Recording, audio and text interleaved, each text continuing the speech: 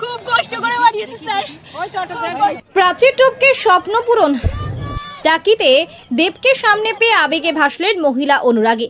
শেষ মুহূর্তে পৌঁছে সাহসী পদক্ষেপ, কান্নার পর মিলল সাক্ষাৎ, অটোগ্রাফ ও সেলফিতে ধরা পড়ল আবেগ।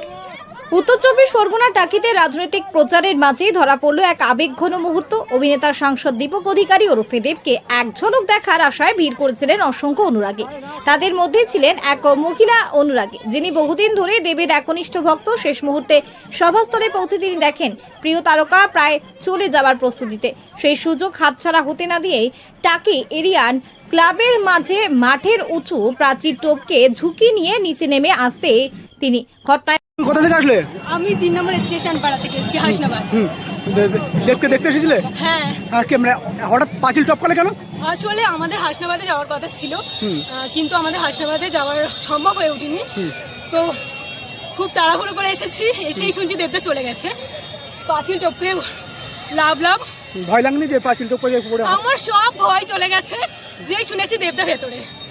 তো যাই হয়ে যাক, আমার দেবদার সাথে দেখা করতে হবে। কষ্ট করে এসে যাওয়া, মনের এটা কষ্ট করে বানিয়েছি এটা। আচ্ছা, খুব কষ্ট করে বানিয়েছি। আচ্ছা, তারপর কি হলো? না, এখান থেকে কেউ যেতে দিচ্ছিলেন না। এই দিদিগুলো সাহায্য করলো। এই তো খুব কষ্ট করে বানিয়েছি স্যার। দিলেন। তারপরে দেবদা বলছিল, মানে ওনার যে সিকিউরিটি ছিল বলছিল যে আর সেলফি হবে না, একটা অটোগ্রাফ নেই, সেলফি। চলে আসছিলাম, দেবদা নিজে নোটিস করলো, নিজে ডাকলো আমাকে, বললো না আমার ফ্যান, আমি সেলফি তুলবো। তো দেবদা নিজে আমার সাথে সেলফি তুললেন, অ্যান্ড দুটো সেলফি তুললো। তারপরে দেবদা চলে আসছিলাম, নিজে হাত বাড়ালো, হ্যান্ডশেক করলো। ভালো লাগলো?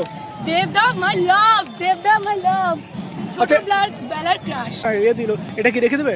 অবশ্যই যত্ন করে রাখবো, খুব যত্ন করে রাখবো।